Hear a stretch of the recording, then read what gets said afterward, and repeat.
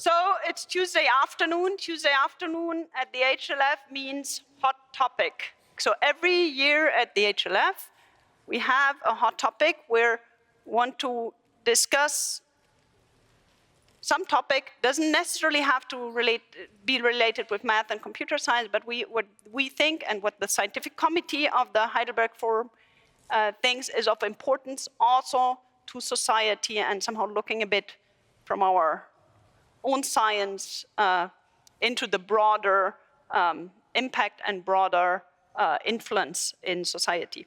So over the past years, we have been coming back to AI regularly for this hot topic. So at the 9th HLF, we had a hot topic on deep learning implications and applications and implications, where with some of the laureates also, Sanjeev Arora, Joshua Benjul, Jan de Koon, for example, were here.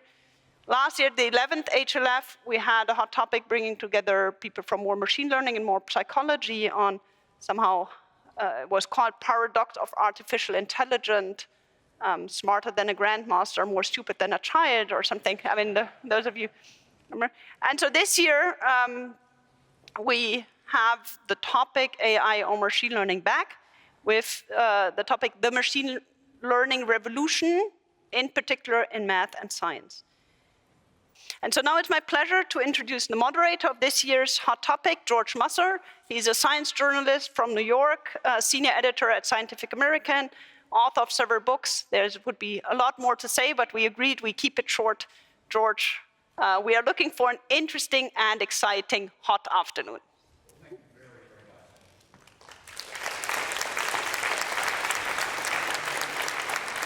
The whole purpose of this Hot Topics panel today is really to continue as a community to discuss some of the issues that have been brought up really in the past day and a half. And I can't believe we're already in the second day of this event, and already we've had incredibly provocative topics and provocative discussions of those topics, and not a lot of Q&A. So that's what we're going to do today. We're going to really build in a lot of time to hear everyone's opinion and the opinion of our illustrious panelists, whom, please, may I invite you up to stage, illustrious panelists, wherever you're sitting. Come on up.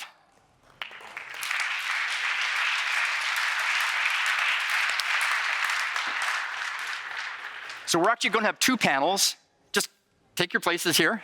Two panels. This one will focus on machine learning and mathematics research. And then after the coffee break, we're going to switch up a little bit, and we'll have a panel on machine learning and natural science, mostly physics, but natural sciences in general. And there was a huge discussion backstage of where we sit. I think this is the right order, yes. The sound people have a very particular requirement about where we sit so they don't mix mics up by accident. So let me start by asking, actually, the panelists. You don't want to hear from me anymore. The panelists, please introduce yourselves and answer the following two questions in the process. What has excited you, invigorated you, captivated you about machine learning in your fields?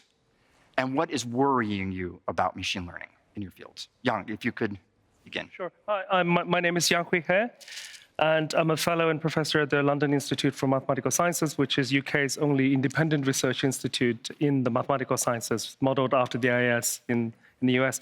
So I guess I've been peddling AI and machine learning to pure mathematicians and theoretical physicists since 2017, when I wrote one of the first papers in the subject. But my background is mathematical physics and algebraic geometry, so I was surprised the machine learning could do computations in cohomology without any understanding of what cohomology is. So since then, I've become a fanatic in this sense in peddling to the math community. But I've also become a bit of worried because it's doing mathematics so well without any understanding of mathematics.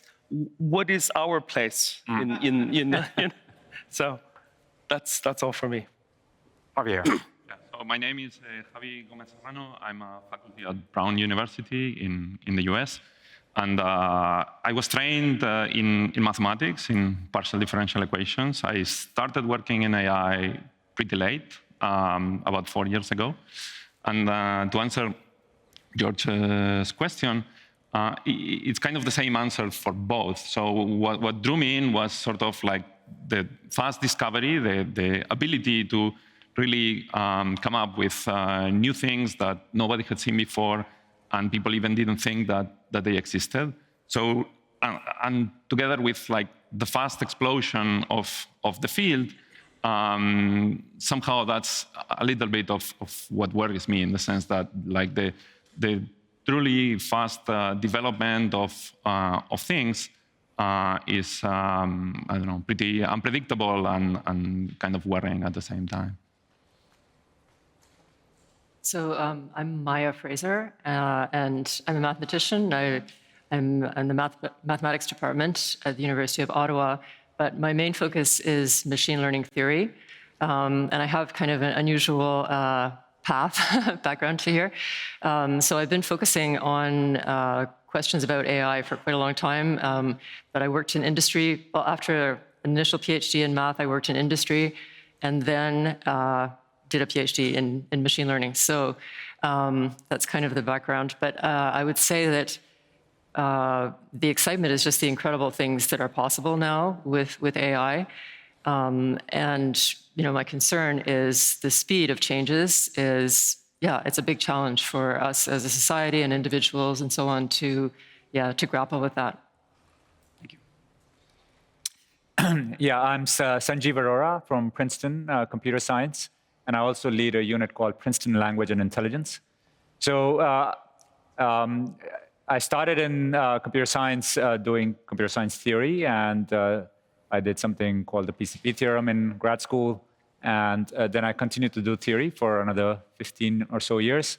And around 2010, I started getting the sense that machine learning, or that general set of topics, was the next most interesting scientific thing, at least among the ones that are accessible to me. Obviously, I can't do many of the interesting things, but that one seemed very accessible.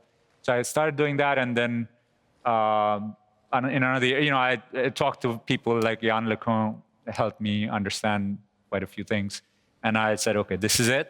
And then a few months later, AlexNet happens, the famous Hinton paper, and then I said, okay, this is it. In terms of what interests me, I'm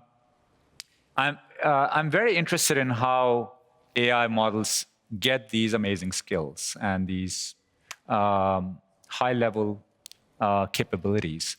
And so that's what I've been doing research on in the last couple of years. There's something called metacognition, LLM metacognition that we came up with, or a theory for why complicated skills, or how complicated skills emerge, etc. So I'm very interested in those capabilities questions and how to induce them also. In terms of what worries me about AI, so yes, the speed of change, but also just as a citizen, I'm worried about how it concentrates power even further, corporate, political, and those are all unknowns at this point, what the effects will be. Thank you. So there's an audience participation element to this. If we could have the audience participation QR code. A question to answer about what tools in machine learning you've been using in your own professional careers. If this is unlike some of the other Slido questions, this is a free-formed one. Just put in whatever answer in those fields. And while you're doing that, I have a little story about Sanjeev, about you. We were on an airplane together from New York a few days ago. I was sitting on the airplane, and the attendant said, or pilot said, I would like to recognize Sanjeev Arora is on this airplane. And I thought, wow, the public is learning about ACM prizes and wonderful things. And I was waiting. What was the thing they were recognizing you for? You were a million-miler on that flight. So your name is out to the public, at least in that term. Believe it or not, I had my headphones on. I didn't hear it. And my wife taps me and says, that's what they said just now. Here I was thinking of a big discussion about mathematics would ensue on the airplane, but no, it was about million miles in a sense. Okay, we're getting a lot of answers, a lot of GPT, a lot of anonymous. I guess it's easier to do that than type your name in. Oh, perplexity, wow, cool. Is GPT, no, it's Gemini is losing out to GPT, sorry, Google. Wow. And it's actually LLMs, right? Nobody mentioned Google, because these days, anytime you put in a Google search, and actually you're talking to an AI. That's actually a good point. So I did this partly because there's such. Oh wait, something. Oh, I hate perplexity. Yes, whoever did that, I love you now. Oh, okay, I can see that. Oh, thank you. No, I was doing the same. Is I hate perplexity? Does that come up as an option in the tools? Okay. One reason I did this is that there's just such a wealth of tools, and it's actually overwhelming, especially if you're starting out in this field, to know what to do and what your own place is in it. So I was hoping to start with a very general discussion. Young, I'm turning to you for this, because you've been really good at summarizing broad categories of the use of machine learning and mathematics. And I'm wondering if you could summarize in a very broad 10,000 meter sense, what are the ways that ML can be used in mathematics research? Yeah, sure. So I guess this is very much in the spirit of this review that I wrote for Nature last year. It's actually for Nature Review Physics, because there is no Nature Review Math. Nature really should have a math subcategory. Nobel Prize, no Nature Journal, mathematics, please. So Nature Math should be there. But it's anyway, so I wrote this review where I was trying to summarize, first of all, how we do mathematics as mathematicians, and then how AI can be helpful, machine learning technology can be helpful in these directions. And after some thought, I said, well, in some sense, we do. There are three ways in which we do mathematics. One is bottom-up, one is top-down, and one is what I call meta-mathematics. So bottom-up mathematics is, this kind of idea of using building theorem up, sentence by sentence, in the spirit of Principia Mathematica, or in the spirit of Euclid. So that's what the bottom-up is. The top-down is how we actually do mathematics, right? We kind of write our papers backwards, right? We experiment, we muck around, we plot things, so we try to write sequences or try classifications of polytopes or whatever, and then we get kind of intuition from the experience from this direction, and then we write our papers as if they were built bottom up. So, and the third direction is, this is rather unique to AI, is this idea, for lack of a better word, meta-mathematics, which is just to treat mathematics as a language, with or without understanding. And in some sense, undergraduates do that all the time, right? And then, we do that as we learn mathematics. So how is AI going to really help us in all these three directions? Well, the first direction of bottom-up is, I'm thinking about MathLib and Lean, this entire community, which is, Demora proposed it in 2013. Kevin Buzzard as being one of the torchbearers, and now Terence Towan and Tim Gowers are very heavily involved in this idea of the proof co-pilot, where you're literally building up in this formal language of mathematics of every single sentence and every single symbol of mathematics from bottom up. MathLib is now at about 1 million lines range. It has all of the undergraduate level mathematics of every single proof of every single theorem of undergrad. They checked it in 2023. They hit the return button, and so far all of the undergraduate mathematics is self-consistent. So you have not been lied to. Hey, textbook writers. Yeah. Good job. And so that's this bottom up. And clearly, so far there's no large-scale AI in this yet, but you clearly see where this is going. When we reach the billion line range, because we only have million line range, when we reach the billion line range, we're going to be able to auto-formalize, and then we can formalize LaTeX papers directly into this, and then we can check proofs, and then find pathways towards new proofs, use language models. So that's this first direction. The second direction is just looking at Platonic mathematical data. So we're very good at it. Well, we try to, probably one of the best guys who ever did this was the brain of Gauss. Right? Gauss was able to plot the prime counting function and say, this is clearly x over log x. This kind of experimentation, BST conjecture, where it was just done by mucking around with data. So this is the area that I had been most involved in the past 8 years. So I had Clavial data. You just literally treat this as pixelated images. Can neural networks spot topological invariant data from that? So clearly there is a lot of AI machine learning technology we can use in this direction. And the last one, this meta-mathematics, is this large language model for math, which is the most mysterious way that somehow by being able to predict what the next likely words are or symbols are in mathematics, you can actually get quite far with this mileage. And I can talk about more of that later. Absolutely, and we'll come back to that. Yeah. So in broad terms, three directions: the bottom up is like a proof assistant. Yeah. Top down is like a pattern detection, and meta would be Everything. GPT, Gemini, et cetera. Exactly. So given that kind of general framework, let's look at maybe a couple of specific examples, because I think the details are where things get really interesting. And Sanjeev, I'm hoping you could tell us a bit about your work on proof assistance. Oh, okay. So just the Gödel Prover project. Okay, so at Princeton, we have this Gödel Prover project, roughly been going on for a year. And so when I hear about that project, in 10 years, we'll have whatever billion. The way it'll probably happen from now on is that in 10 months, AI will put in those. I'm serious, right? So that's the first component, like natural language proofs, put them into Lean. So that's the first step of Gödel Prover. And what we're doing is something that has been done, like in closed projects, like DeepMind, Alpha Proof, and so on. And so that's the first step. And then, of course, the proof has to compile and be correct. So training it to do that is the second step. So those are the two things. And so that's Gödel Prover. And we use MATLAB and generated a bunch of our own data. And that's a feature of AI, that your AI is, let's say, currently not very good.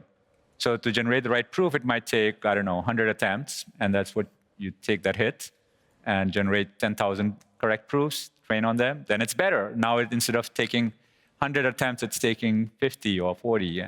And so it speeds up. Yeah. So that process you do, and other tricks, and it keeps improving. So the news there is that, so we are an open project at a university, albeit Princeton, which has a decent amount of compute, and we have the best open model, including better than DeepSeek's model. But I don't think we are as good as the proprietary models, which are not released. Yeah. So that factor of 10 to the 3, actually you're achieving in just a matter of, or is being achieved in the matter of a year, going from 1 million to 1 billion. Oh, yeah. I mean, Wow. So I think what he means, so let's be clear. So it's not just about the number of lines of Lean, also coverage.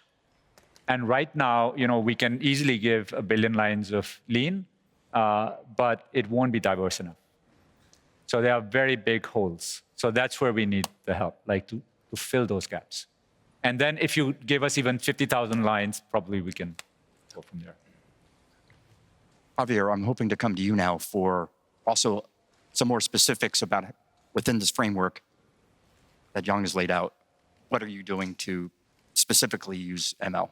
Yeah, so I first got into the ML plus math business from the point of view of discovery. I was trying to find certain solutions to certain equations, and somehow the ML just did better. But over the last year, just to patch up with what Yang was saying, I got more into the second and the third kind of ways of doing math, and trying to go in the direction of doing math at scale, which means trying to solve faster or more problems, let's say, with the same amount of time. So I've been involved together with Terence Tao and the group at DeepMind on the mathematical usage of AlphaEvolve, which is a model that is built upon LLMs and somehow interacts via code.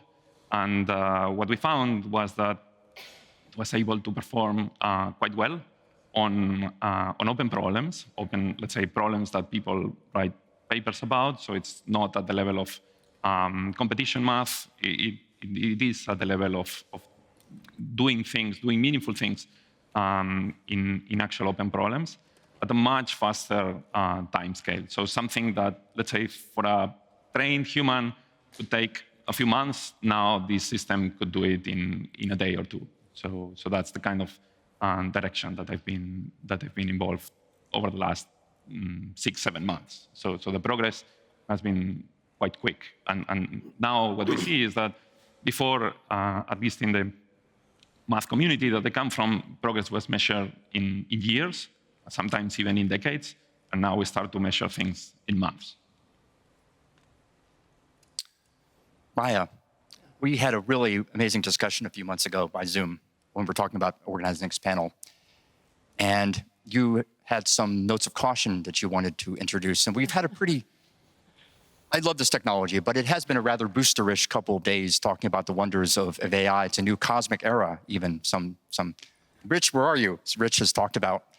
And I'm wondering what other sides of the technology are of concern to you.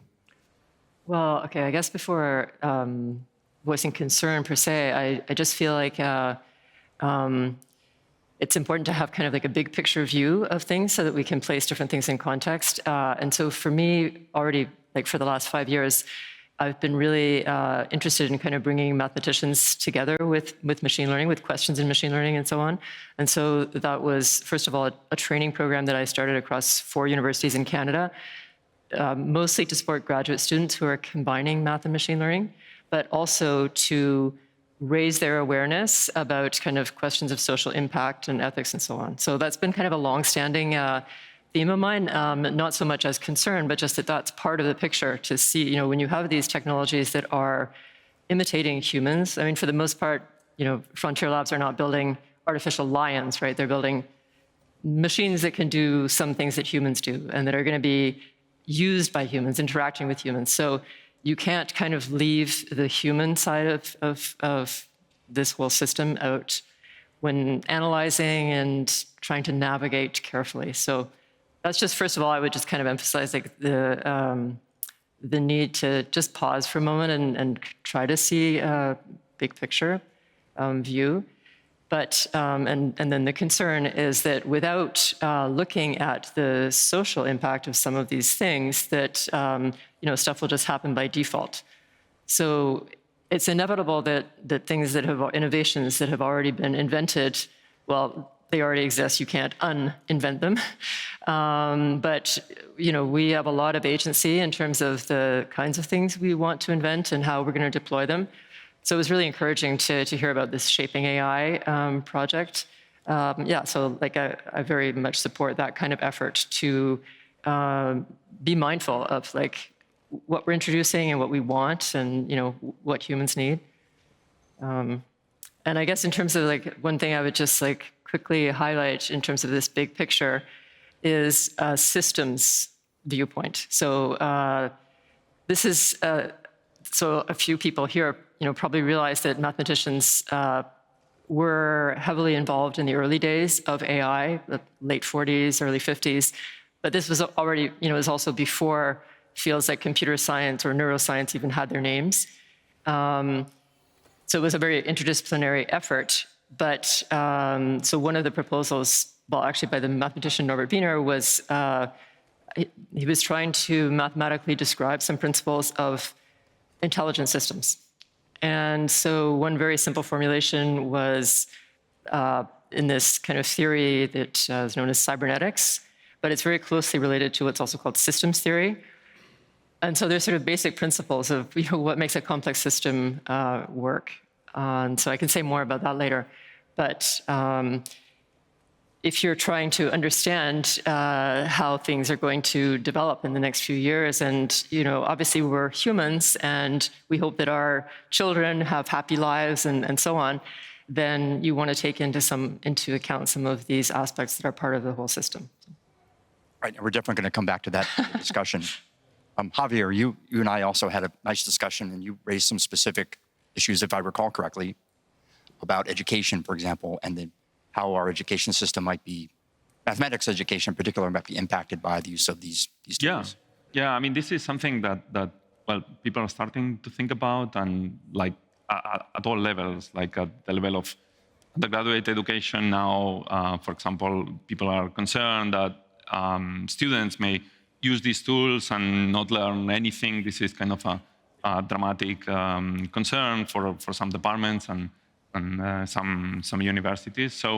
So going back to like some of the questions that we would really need to think about and what we should think of moving forward is how is this new AI revolution going to impact the world of education? Like what use are we going to give to these new AI tools. That there is also the question. I mean, people talk about critical thinking, for example, and whether that's enough or that's important, and how all of this is going to be part of like the new education system. But this is certainly a question that I feel that we should think about, like for the future, and make decisions sort of sooner rather than later. Because if we don't think carefully about this, then somehow we will just. I mean, this is going to arrive, and we will not really know how to react to that. So if they could put up, our wonderful sound team could put up the next poll question, that's apropos of our current thread of discussion. There's another QR code somewhere to put up a list I collected of, there's another poll question. I don't know, is it the same QR code? Does anyone know for the same poll question? Different poll question? Same code, but different questions should come up, I think. Well, I don't know. I don't know. Try that QR code and see. Oh, there it is. Great. These are a list that we brainstormed in the course of our Zoom calls of possible deleterious impacts of machine learning. And if you've experienced or observed any, not just thought there might be, but actually have observed in your field, let us know.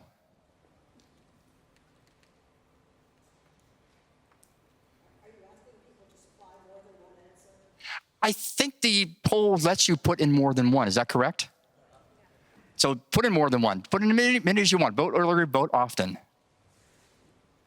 So pretty much everyone's seen some kind of confabulation. Oh, actually, the issue about education is coming up as well. I mean, my background's more in physics, and I have painful memories, but ultimately good memories of doing long integrals. Yep, integrals are going up. Interpretability is here as well. I mean, the issue of jobs and academic hiring and academic promotions are something we should also come back to as a group, I think. Sanjeev, I had actually a particular question for you. I don't know if it's one of the ones I put up here. And that is actually going back to your kind of historical analysis yesterday of, a century ago or a little bit more than a century, you had the whole kind of formalist program, Hilbert, Russell, Whitehead. And I'm wondering whether you're, how do you think the current developments, will they create a formal turn in mathematics as well today? And what does that mean for the role of our intuitions? Oh, let me be clear that with the purpose of formal math is that they should be for machines. Humans should not be reading lean proofs, I think. I hope I'm not being controversial here. That's the state of affairs we would like to have. So it's there to check. And the other reason for the lean proofs is that it allows you to collaborate. So that's Terry Tao's vision too. But there again, you would do it via machines. You would come up with sort of a proof idea in natural language, and it'll be converted into lean and added to this library, and it's a collaborative effort. Yeah. So you don't think it's going to shift any kind of balance within mathematics toward the formal over the intuitive? Oh, I would hope that future students would never have to look at lean. Yeah. I mean, 99.9% of them, yeah. Maybe some 0.1% should, but. Great. Okay, you're nodding too, so you agree. Yes. That's your vision. We have agreement on this. Just to follow up on that, yes. I'm good friends with Kevin Buzzard, who is a torchbearer, and that's exactly the same. He says he's sacrificing 3 years of his life right now because he's got his CPSRC grant to formalize the entire proof of Fermat's last theorem. And then he's doing it, so he's typing day and night. He's producing 10,000 lines of code per year, so that one day this would not, this would train enough of a. He doesn't like talking about AI so much, but that's what his group is actually doing. Yeah, absolutely. Lean is not easy to read at all. No. Actually, while we're on you, can you tell us a bit about the Birch test that you've formulated? Yeah, so this was a half-joking thing. I was organizing this conference in Isaac Newton Institute with a bunch of physicists and mathematicians, and Kevin Buzzard was involved as well. And we were just trying to say, because we were talking about AI-assisted conjectures, forming conjectures, rather than just checking them with lean. And then we were like, and we need something more stringent than, because ChatGPT passed Turing test in 2022, and we need something like, what's a good test for AI-assisted conjecture formulation. And then we were watching a video of Birch, who's like 96, and so he couldn't make it to the conference. And we basically named a test after him because he's very good at formulating conjectures, obviously, because of the PhD. And so I wrote this up with my friend Birch as a correspondence. And basically, it's the short of it is it's AIN for AI, where A is for automaticity, I is for interpretability, and N is for non-triviality.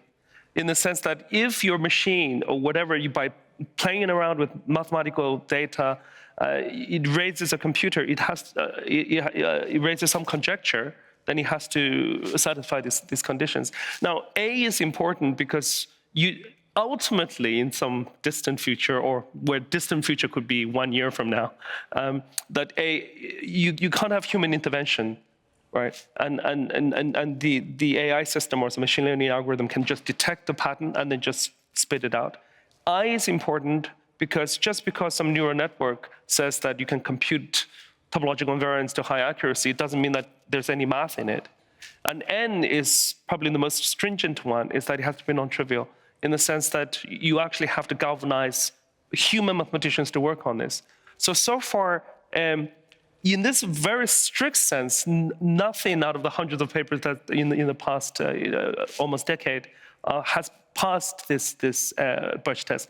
And there are two instances in which we've got very close. One is the very famous DeepMind paper, where they got a formula for knot invariance. That passed the A and I, but it didn't pass the N test because they were able to prove it.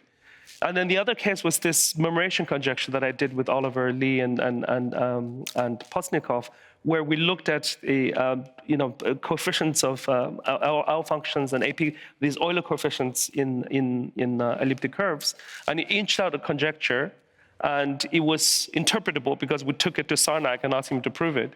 And it was non-trivial because Sarnak couldn't prove it. And so there's still an open conjecture. The murmuration, there's a set of these conjectures now, and the math community is still working on it. But it failed the A test because we were mucking about. We had to choose the algorithm to try and inch out that formula. So in a way, this is a criterion for membership of Sanjeev's superset of AI. You weren't here for that talk. All right. But you had a set of human generated theorems and a set of AI superset around the human AI-generated theorems. This Birch test would be a criterion for membership of that wider group, wider set? Yeah, but I want to make a more general point. So somehow, the number one takeaway from the AI revolution of the last 10 years is that whatever we thought was hard it often is easy, and vice versa. Things that are so easy for us are hard for AI. And my guess is that making good conjectures is the stuff AI will be good at, because it trains on all this data, and then it can just write limericks, all kinds of poetry and wonderful prose. I mean, stylistically, just like that, right? And so it can, making conjectures, interesting conjectures, plausible conjectures, that'll be the easy part. That's my guess. So the part actually we would often think is the most human part, the question, is actually, you're saying, the easiest for the machine? So that's the creative part. So creativity, everybody has their different take, right? So the AI take might very well be different, but there will be interesting conjectures and so on. So Miravich's paradox also comes into this. The thing that was easy is hard and vice versa. Yeah. Maya, did you have any thoughts? I saw you jumping. Okay, yeah, well, I would follow up on that too. In these set pictures where you have, like, say, all theorems or maybe all well-formed mathematical statements, and then AI-generated ones and human ones and so on. I was, curious where you would place. So Gowers talked a little bit about this in his manifesto about an approach to initially working quite seriously in expanding good old-fashioned AI, but then also with a view to combining that with machine learning. But basically, this thing about the different sets. So he makes a point that among all well-formed mathematical statements, there's sort of a subset, which he calls M, of ones that mathematicians care about. And so then there's this question of, what is all the theorems that AI can prove? How does that, match with the M that are ones that mathematicians would care about. And maybe the ones we care about will change with time as there's a greater uptake of AI. So that was just one thing I wanted to... Yeah, I think all of that, everything will change. Yeah. Because you'll also have a machine that's, you can generate conjectures on the fly and then give it in the evening, and next morning there's an answer. So your way of approaching this whole thing will change too. Yeah, and maybe you'll make better conjectures, right? Because you'll rule out the bad ones immediately. Okay, I did promise to get to what you have to say about this. So those cubes are migrating around the room. This time we have 2 of them, I believe. And one note to my illustrious panelists on stage, it can be quite difficult sometimes to hear what's happening out there. There's a weird acoustic thing in the room, but it's being transcribed on the screen. So you can use that if the acoustics fail. That's an LLM, so sometimes there's hallucinations. Okay, that's a good point. If someone is asking a question and this has been mistranscribed, be sure to flag us rather than let the hallucination propagate. Okay, and it's also hard for me to see, so bear with me in terms of sending you the cube. We have in front, a cube is needed. I'm Whitfield Diffie, and I can probably talk loud enough to be heard without a cube. But my question is, are we heading into a new era of formalism in mathematics, in which, in effect, all published papers will in refereeing, have an underlying fully formal notation and verification? So formalism in mathematics, we were discussing that a little bit. Does anyone, Javier, would you like to weigh in? I think so. I mean, part of it is because What happened? There's laughter. Okay, sorry. The volume of papers is going to be up by a big factor as well. So on a practical note, probably there will be some sort of bonus of speed up if your paper that proves theorem XYZ also comes with a formalized proof. I don't know if how long it will take, or to what extent it will be predominant, but there is some truth to that. Maya? No, I was going to add, I mean, I think that there's a question of whether that would be, so if you just have that happening behind the scenes so that a mathematician can write a paper, in fact, possibly more intuitively without maybe all the details that would be involved, as long as the details are somewhere else. There is a bit of that trend, but like with many things, even though this is sort of positive, there's also the question of what about mathematicians who actually want to write in the current way? Is there a place for that? Is it still funded? And so on. And then with regards to volume, I think that this is just something we also need to be careful of. Like already there's a huge expansion in papers in all fields. People are drowning in papers, right? So we sort of actually need tech to sift through this somehow. Maybe we need alternative, proposals, like where there's a venue where people can exchange ideas in a certain manner, and then only very crucial papers are out there, and everybody's going to read them. I don't know, but it's a problem that we need to address because humans have finite capacity to read all this stuff, and already there's more than we can handle. So if anyone here is an editor of a journal or a special issue or whatnot, the question is to you now, and also on stage, is AI actually making your job harder because it's allowing more junk papers to be sent to you or middling papers, or is it making it easier because it's easier to screen those papers out? Who says it's making your job harder? Yeah. Who says, okay, 6, 7, who's making your job easier? 0. So net harder, according to our very scientific poll. Okay, other questions? Can I add something? Please, of course. So I think there was some misunderstanding. I think what you're saying is that, in effect, it's not that the humans will do the formal proof, right? As you were saying, humans will never do a formal proof. They'll, in fact, do even less formal proof now, right? And the machine will convert it into some formal form and verify it. That is what you meant? Yes. So writing a paper will be much easier. Like a lot of the part of writing a paper is working out all that stuff, and the machine will work it out. So indeed, yeah, the intuitive form of, and there'll be a lot more papers, But let me make more predictions. Because already we have the citation counts. Multiply that by some huge factor, because AI can do all kinds of other things, right? Like where this was used and how important is this proof. It can have, just as we have AI reviewers now, like not official, but people are using them, you will have AI reviewers of a proof of the quality, of originality, everything. So, yeah. And the criterion we use for judging originality will be theirs or ours? Like tenure and so on, or? Oh, don't even ask me that. I mean, who knows, right? Yeah. I'm just saying that it's a brave new world once that starts, yeah. Yeah, brave new world, of course, is an ironic term. Yeah, well, and that's meant here too. Yes, totally, yeah. Okay, other questions? Okay, maybe go as far back in the audience as possible. In the green shirt on the stage right. I'm not good on those stage right things. Hold it fairly close to you, and we have to really here. If the goal is for humans to not write any of the formal mathematics, then how do we ensure that the formal things we're proving remains aligned with the natural language that we're writing in our papers that humans read?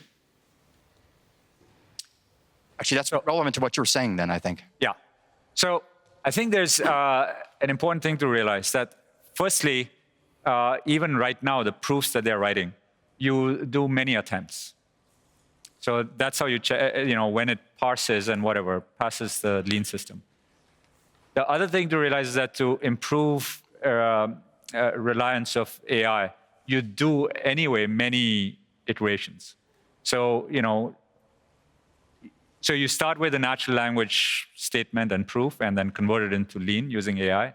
And what you're saying is correct, that a human cannot look at the natural statement and the lean statement and sort of know. But it's just that, if the experts have been working on it and they've done that testing, that process will be 99.9% or whatever accurate. And you would not have 100% confidence, but you can always repeat it and see if this theorem is equivalent to that theorem, which can also be checked, right? So you take the same natural statement and convert it 5 times and see if those are equivalent to each other. That's a math theorem. But how will the experts make the judgments if they themselves have to develop the tacit knowledge required, and that tacit knowledge comes from having done umpteen proofs in the past? How will the expert develop the intuition needed to make those judgments? So the lean verifies the correctness. You mean whether this statement is actually corresponding to it? That's what I meant, yes. So there are 2 kinds of consistency. One is consistency of AI with AI. So in order for something to slip through, you would need to have multiple AIs deluded about the same thing, which is possible, but maybe not, is less likely. And then ultimately, yes, we'll never know. But this is essentially what is happening right now with refereeing. You have multiple humans that decide whether a proof is correct or not. Oh, right. That's a good point. Like, is the error rate higher than human is not clear. Yeah. As it is with self-driving cars, it doesn't have to be better, doesn't have to be perfect, just better than That's right. Status quo. Any other comments on that question? If not, then next question. So kind of toward the center aisle of the center aisle, where's our cube people? Can you just throw it like in your same row? Yes. And then maybe throw it back in a second. Okay, hello. Hello. So I guess I'm wondering, like in a lot of fields, I think there's a lot of concern that AI has the potential to displace humans doing this work. Because people need a lot more time and support in order to learn how to do research and then to actually do the research. So I guess my question is, in your opinion, will the uptake of AI for research lead to institutions putting less resources into recruiting and training people to do that work? And if so, does that seem like a problem? Sorry, which work? I didn't hear that. Essentially, the question is how it's going to affect hiring. And the types of people who are hired into mathematics, I guess mathematics in this case, departments. Yes, math. I think the way you do research will change, but it may or may not affect hiring in the sense that people will get used to use AI as potentially assistants and so on. But and then the way we do research will change, but in terms of hiring or like a change versus the hiring policies, maybe not so much. I was just going to follow up on, like, I think that's a really great question, and you phrased it in the context just generally of replacing jobs and so on. And I think it's really important to realize that things have multiple purposes. It's not just so often when we optimize for something, we think of optimizing one aspect, but in life, what makes life continue? It's not just one thing. It's many different things that all work in some kind of symphony together. And so jobs are not only important to get some job done, like to prove a theorem, or to provide resources for someone to live, like buying food and having a place to live, but also it gives there's sort of meaning that comes from the community noticing what somebody is doing and appreciating it and so on. And that kind of connectedness between humans is a huge part of the role of jobs. And so, we have to ask, like, if we totally focus on producing more theorems, that's only one part of mathematics. Another part of mathematics is the sort of beautiful experience it gives to mathematicians. And so we should acknowledge that and value it so that we can make sure that it's cared for as we navigate into the future. So I think to riff on that a little bit and maybe interpolate the question, that's what we're doing research for. It's our own understanding of things and plus these ancillary types of goals. But is that what we're being funded to do? And will the AI change that kind of funding structure? So I think that funding structure is something to wonder about. In general, so that's a whole big topic of the role of funding in academia. And also, I mean, the kind of beautiful view of like doing science or doing math for curiosity and for building understanding and solving deep problems and so on. That kind of motivation is something separate from the kind of setup of it's almost a kind of an industry of producing college-trained students, and it's through that kind of the big numbers of students that are going through colleges that there's money to hire profs and so on. So there's already a bit of a tension there, and that's a whole big topic. But just like specifically looking at the job of a mathematician, it's important for mathematicians. It's an especially cohesive community, and that there's a lot of agreement among mathematicians, partly probably because there's agreement on when a proof is right or wrong, and that affects lots of the nature of that community of mathematicians. But this is a great opportunity to notice the things that we value as mathematicians and to make sure that those things are cared for. Other questions?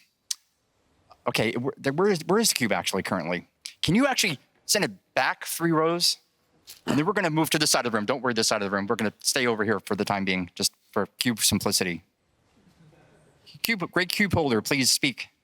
So I'm wondering how unique ideas of LLMs or AI can actually be, because until now, what I've seen with LLMs is that they are very good at extrapolating data, and that's what machine learning does. So can they actually get like very unique new ideas in mathematics, or is that something they can't do? But if they can, how could they do that? Okay, the limitations of LLMs. Maya. Okay, well, I would say we don't need to look at LLMs alone. I mean, there's LLMs combined with other paradigms, and this is something that David Silver has been talking about. So, and definitely there are many examples of like completely surprising strategies that came up with AlphaGo, but also with solutions to math problems. So you definitely don't need to restrict to LLMs, first of all. It can be in conjunction with other paradigms, and it's completely possible for these modern machine learning systems to come up with really surprising approaches.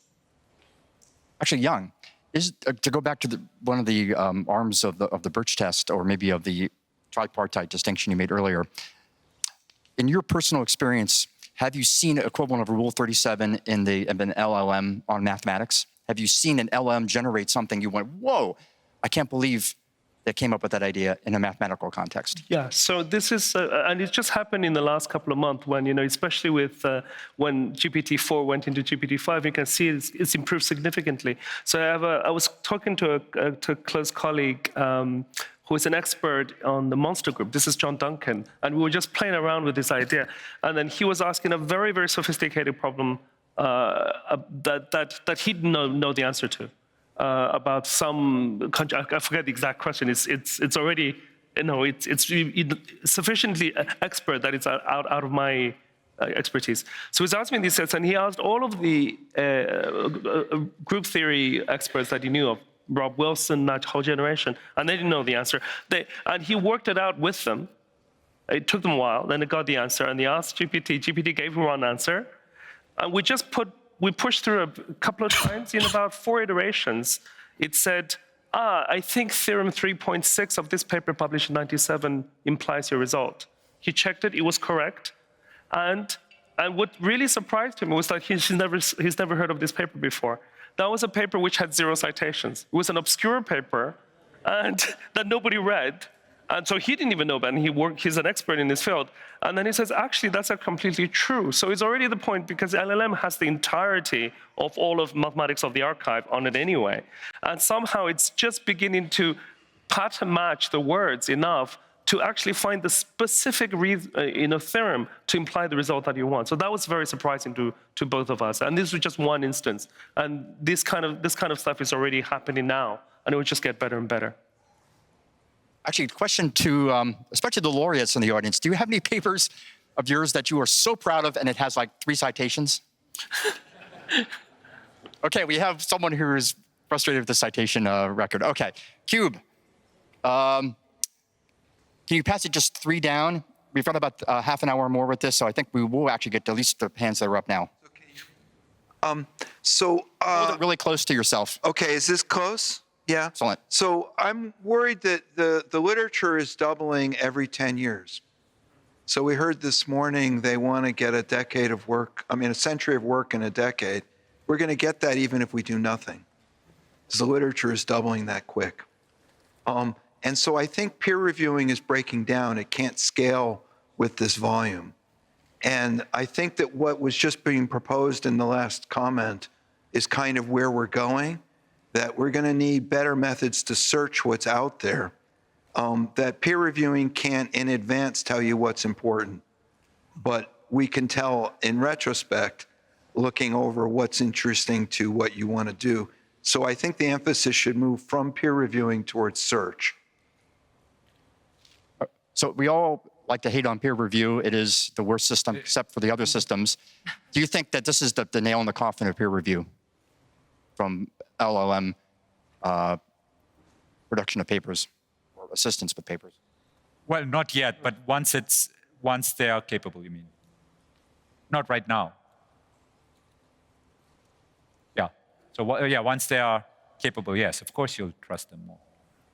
So we won't need to go through the laborious review process we currently have. We'll have other criteria such as search. The editor will have to make a judgment ultimately. I mean, for quite a while, but yeah, the correctness and whether there was past work that's relevant or has almost done it or something. Yeah, I think, I completely agree. I think we hope to reach the point where you will submit a paper in LaTeX, and there will be an auto-formalizer that takes this paper into lean code. It could be millions of lines, it doesn't matter, and then have that check automatically in lean. But we don't have that database yet, nor do we have the technology of the auto-formalization, but I think we're on the same page. I think Kevin as well, it's just at some point we're going to get there, and I don't know how many years it's going to take before this is possible. Probably 5-10 years, maybe. Always hard to put a year value on these predictions. Yeah. All right, I think the Cube we're going to come to you in a few minutes, but we're going to go to the back first. Cube can go across the aisle to the nearest, got a whole traveling salesman thing going on here. Okay, great. My question is that if you are going to do the peer review via an LLM, then of course that LLM is also available to the author. So I can generate an idea, put it into the LLM, see if it's good enough, and cycle on until I get a submittable idea. And if you take that to the limit, then I can also go to the beach while my computer cycles through possible ideas that are peer-reviewed automatically. So this could take me entirely out of the loop, maybe in a pleasant way. Isn't this what you were proposing, Sanjeev, that the human doesn't even have to be in the loop ultimately? You mean in the review or also to write the paper? Today's super. Okay. I think there'll be an element of taste. So just as chess now is more popular than ever, even though humans, I mean, they have machines which are much better for 25 years now. So humans like to do it, and so they like to do math. And I don't know how to predict how that will all work, that system, how people's originality will be measured, probably using AI. Like they'll come up with some interesting idea, maybe with the help of AI, and all the top AI models say, oh, what a wonderful idea. And that's your, I don't know, it'll be something like that.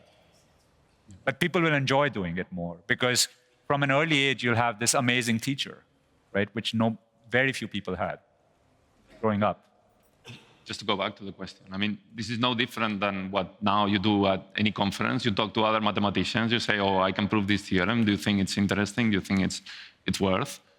So it's just doing the same thing to a higher scale, but it's no different than what we do now between humans.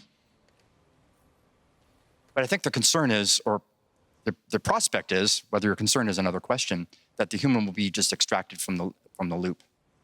Maybe not fully, but let's say if the human is extracted from the reviewing process, then okay, then that's fine. Right. No, do people enjoy doing referee reports? But I actually, a colleague of mine from the English department gives a good view on this.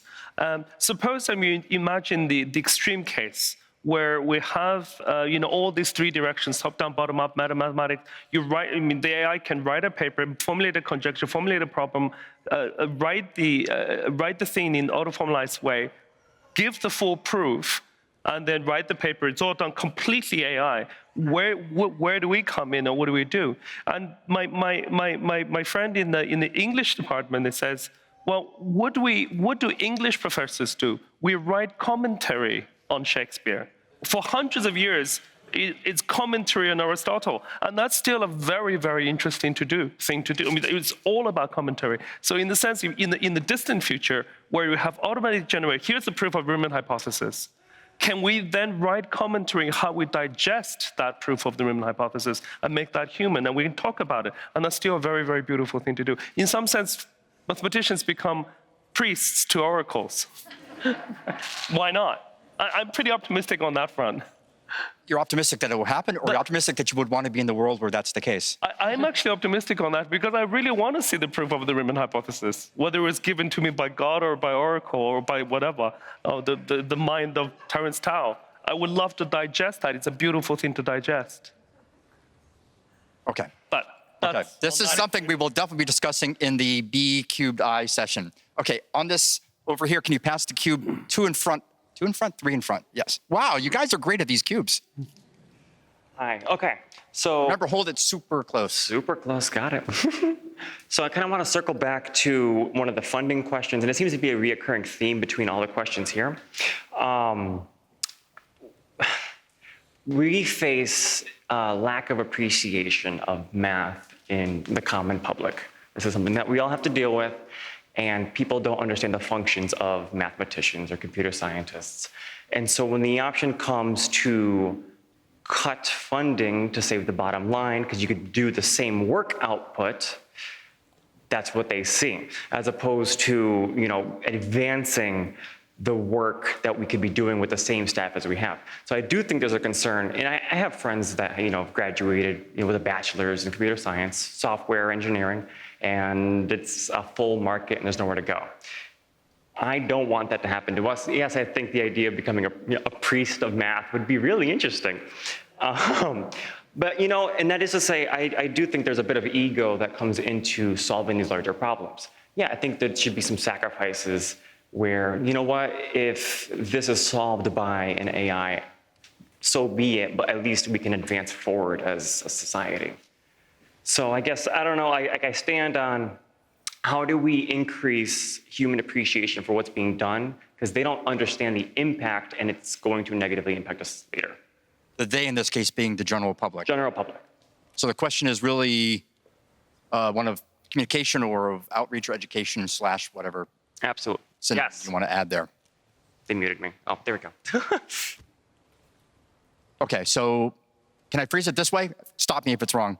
In an age of superhuman AI where the human is out of the loop, how do we maintain the public's interest, enthusiasm for mathematics? Do you think it will change even? Is that fair? That's fair, but I also think it's not even maintaining because it's still very low. Like, we need to increase public approval, and then how are we going to keep that high during the age of super AI? Okay, do you think that's orthogonal to the question of AI? Is it something we deal with regardless of who's producing the results? Like this. So, can you repeat the question? Well, let me just go to the panel on this. Sure. Public communication, the general public's appreciation for what we do in this community and for the beauty that we perceive in the world that we study. What can we do better in this? It's not exactly an AI question, but just your thoughts on, especially Maya, so start with you. Well, You're on the spot about how to really get across. I guess I would just back up to this question of being aware of the value of all kinds of different jobs, including mathematicians. And that's one of the things that gets somewhat strangled if the society is too focused on one certain type of quote unquote productivity. So I think that that's a really important kind of society-wide question, how to communicate the value of all kinds of professions, including mathematics. And I don't want to speculate on how to maintain the public's awareness of the importance of mathematicians when they've already been cut out of the loop. I think it would be great to avoid having them cut out of the loop, to value already now so that we can work on communicating that value better within society. Let's discuss that question a bit more offline because it's extremely important. I have a personal professional interest being a science writer in that very question of. Can I make a quick comment? Please, I think people keep making the fallacy that there's a limited amount of math appreciation possible in the world. When you have good AI teachers from the start, little kids will, among other things, will also pick up math much better. And there will be more appreciation, not less of math. That's my prediction. Just like extrapolating from the chess example, it's more popular now than ever. These chess players actually win a lot of money because all these people want to watch them play on Instagram. Now, I don't know what the analog of math would be, but that's just an example. I don't know if the chess engines are doing that or the YouTubers are. Sorry? Well, YouTube is really. No, the champion, Carlsen is very rich, yeah. True. So, yeah, there's more appreciation for chess.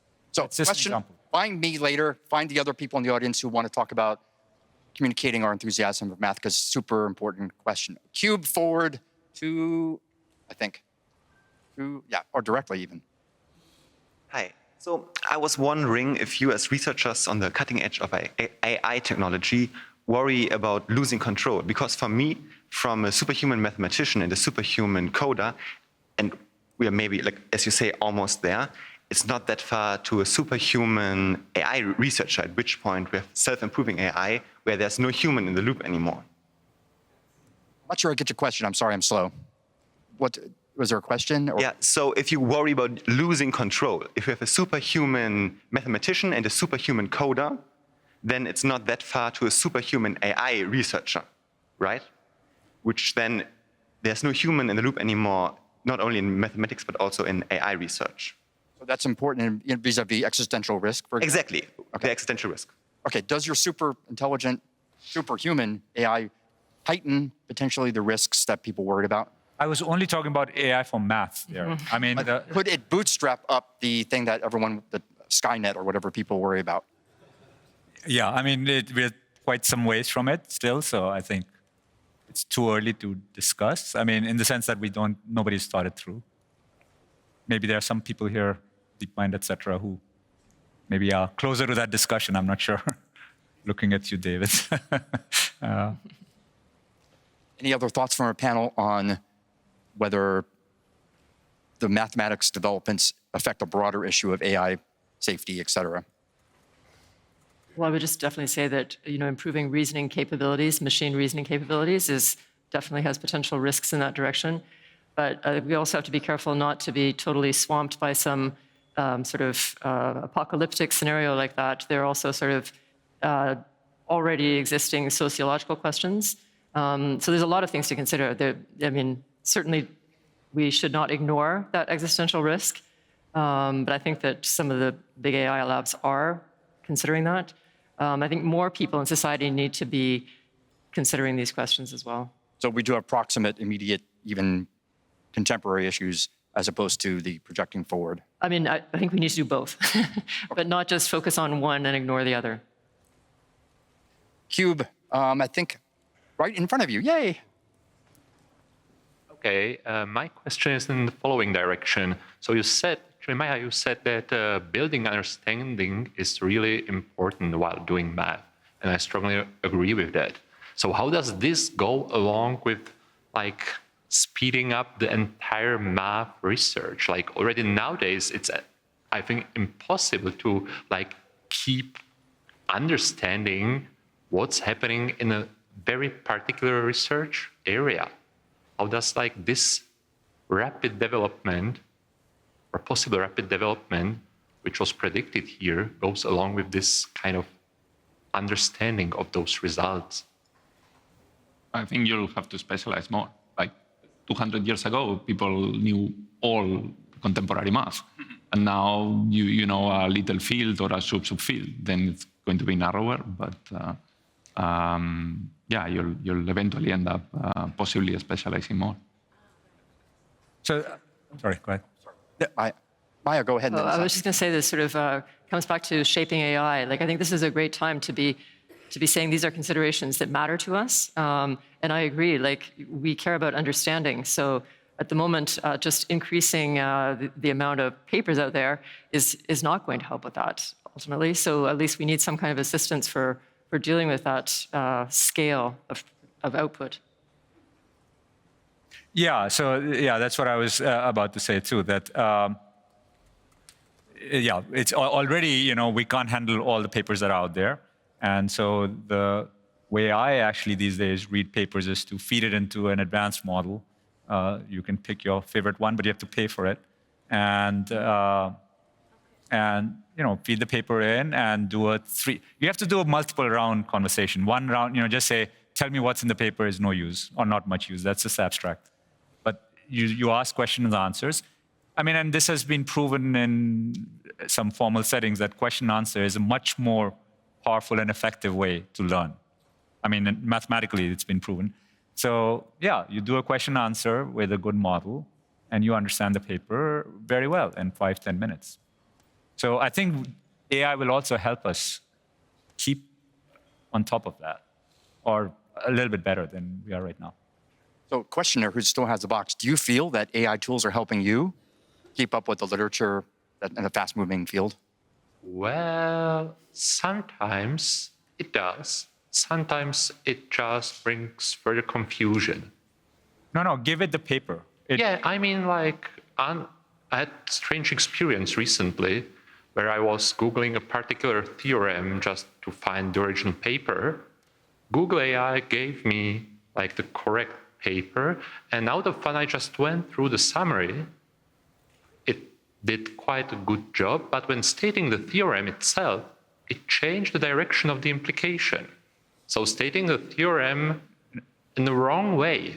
No, this was a result of Google search. Yeah.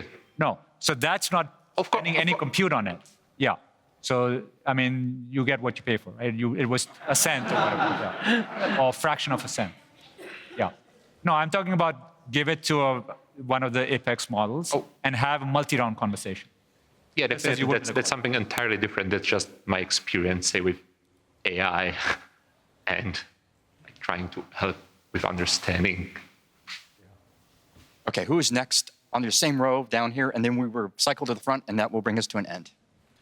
I think there were several questions here, too. Oh, yes, we're going to go here, around, in a loop, and then finish it up. Yeah, so on the notion that mathematics researchers in the future will have little demand for actually knowing lean, I kind of beg to differ here, because it seems like, the purpose of using lean as a verifier also depends on very specific choices. Like you choose which axioms you use, you choose the exact formulation of the problem.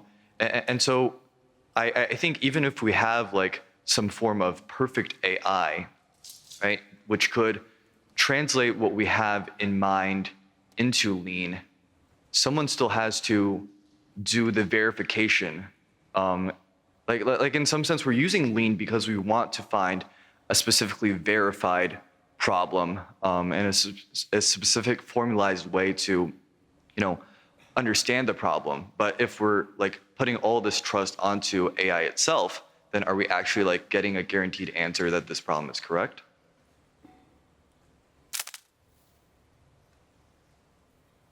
Not sure how to reformulate that in a. I think it's a reformulation of the same question that was earlier. That how do we know that the lean translation was accurate? So we discussed that. Yeah, yeah. So then we discussed that I earlier. think this actually encourages researchers to learn more, to understand lean. You do have to get into the weeds, you're saying, of lean. You can't do a natural language translation to lean and trust that? Yeah, that seems to be the case. Any thoughts on leanifying things? Is there actually an established verb for that? Formalizing, I guess? Formalize. This was discussed. There was an earlier question that we answered. Yeah. Okay. Yeah. Okay. Let's move on to the next thing. But please, previous questioner, we'll come back to that in discussion. Very short. There was this very suspicious comment of Sanjeev just that you have to pay for it in order to get access to the information. I mean, we are about to having reached a stage where research is publicly available to everyone. It's very inclusive with Archive and with open access movement and so. And you seem to indicate now that, well, at the end, it is no longer inclusive because if you don't pay enough, you don't get enough service for your research. Is it so? No, that's not what I meant.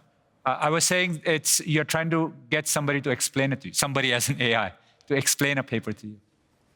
And then I have to pay for it. Yeah, I mean, right now, maybe, maybe again, looking at the DeepMind people or somebody to say what the next step is. But I do want to echo that concern, though. I think that's a very good point, especially if we get to a situation where you need some kind of AI assistant to make sense of the massive amounts of paper. Who's going to be able to use those AI tools? Only those who pay. But as you point out, we've reached a really great stage where tools like Wikipedia, or resources like Wikipedia Archive and open access and so on, has really improved access to top-level math. And we want to be careful to maintain that, I would say, so that if it becomes necessary to use AI tools to deal with the scale of papers out there, then how are we going to ensure that everybody has access to those tools?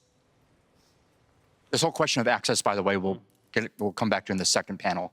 Who's next on this side? Because I think we need to take the cube over here. Cube bearer. Where's the cube bearer? You got it? No.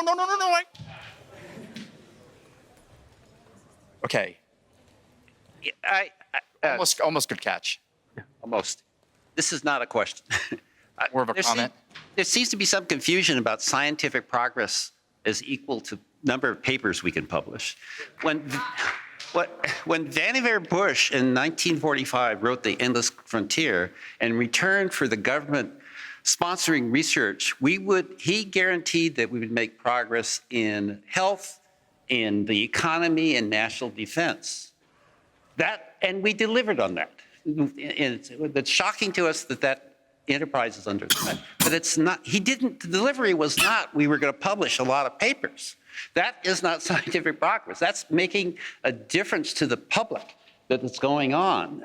This idea that we're going to be able to, sadly, I think at least computer science has been distracted by the citation counts and H-index and all these stupid metrics because we can measure them rather than genuine breakthroughs, things that has made us, made our societies healthier, safer, and wealthier. So, this idea that, it's not interesting to make a century of progress in a decade because, we're already going to publish 10 times as many papers is silly. What we're supposed to be delivering in return for taxpayers' money is genuine progress on real problems. So right now, like for neurological diseases, there are millions of people every year will be diagnosed with Parkinson's. Millions of people, even more, will have dementia. And so there's real problems out there that we can work on. And if you want to just keep, writing more papers on arXiv and putting them out there and pretending you're making progress, you need to be reconnected to the real world, the problems that we really are facing as a society. The fact that the peer process is breaking down because more people can write, I mean, there's a version of this that might be progress. If people are actually working on important problems and we're going to be doing it faster and it's harder for people to come up, if we're really making progress, that would be a great news. If, on the other hand, is all we're doing is, staying in our ivory towers and working on metrics that matter only to us and not to society, we won't be surprised if society becomes, uninterested in continuing to fund that model if we're not fulfilling Vannevar Bush's policy. So I don't, I guess my question is, do you agree?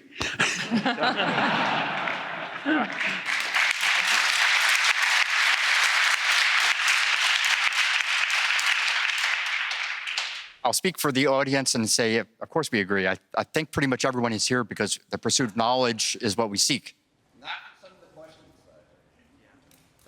Those are those are intermediate level goals. Let's discuss that offline. Who's next? I think just a point of clarification. It's also because it's AI for math, right? Oh. Right. I mean, the topic of the panel is AI for math. So, no, I'm just saying that was the context. That's why. No, totally agree. Yeah, just pointing out. Yeah. Yes, I'm sorry. I didn't see you had the cube. Go. Hi, I'm Max Tarjan. I'm an ecologist and applying AI to the biodiversity crisis. Among my colleagues, a concern is energy use of, in particular, large language models. And I'm wondering if anyone has a framework for determining when there's a net positive to using AI for certain applications in terms of what the cost is of using it, or if there's a more useful way to think about that trade-off. So how to navigate the trade-offs of AI when one includes the kind of externalized costs, which actually should be internalized. Any thoughts on? Well, I think that's a great question. I'm really, that's something I'm really curious about also. Like, I think that we need to work on that. And in general, there's not only that, there's externalization of costs in all sorts of ways. Humans are not very good at dealing with that. So there's a kind of technical question that it's a big challenge for civilization. Any other questions over here? I thought, David, did you have one? The box is between the two of you. Who would like to ask a question here? If not, we can go back again. And we've got 3 minutes, so this is 2 more questions probably. Good throw. Some of the panelists talked about AI interacting with proof of systems in the future. Do you think, as young researchers, should learn Lean or some other proof of systems in the nearby future? Should we use our time to learn that? I'm not sure I understood the question. Did someone here? Yeah, I didn't understand. Can you rephrase it? I'm sorry. Can you also hold the up? Do you think as students should learn Lean and other proof of systems? Lean, I mean every student. Oh, thank you. Do you mean every student? Possibly, yeah. Every mathematics major or something. Yeah. I think the general agreement earlier was no.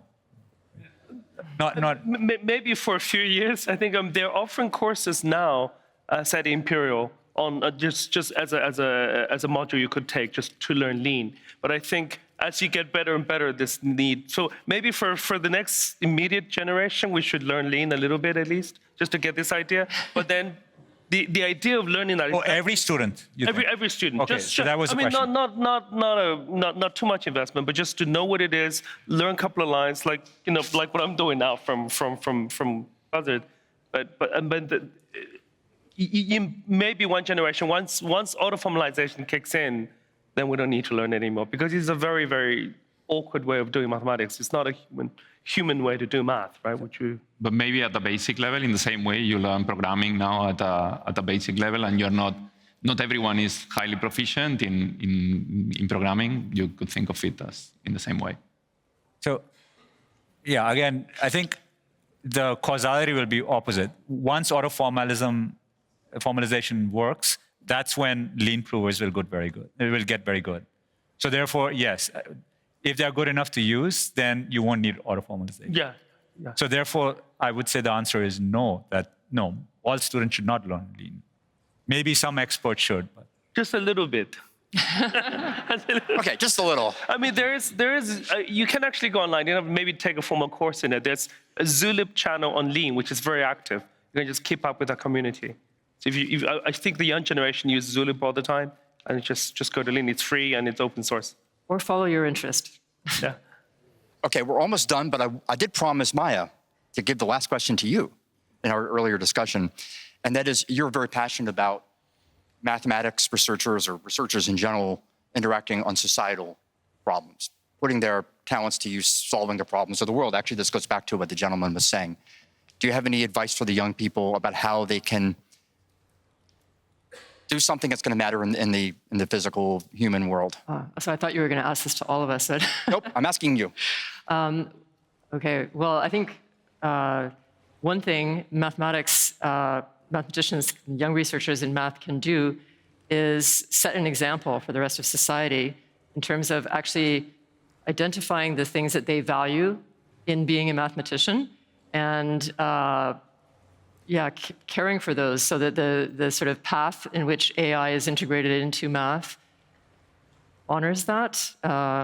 And I mean, if it's not possible in math, which is already a very cohesive community, it's going to be much harder in other areas of society, potentially. So this is one thing I just feel, just by setting an example of actually recognizing when human aspects of math are important and ensuring that your usage of AI kind of takes that into account. So that's not only for young researchers, especially for senior researchers, because there's the whole risk of the funding structure and institutions and so on. I think it's a huge problem, but I would just speak to the whole community, not just young researchers, that I think it's important that math sets an example of caring for these societal aspects of AI uptake. Let's thank our illustrious panelists.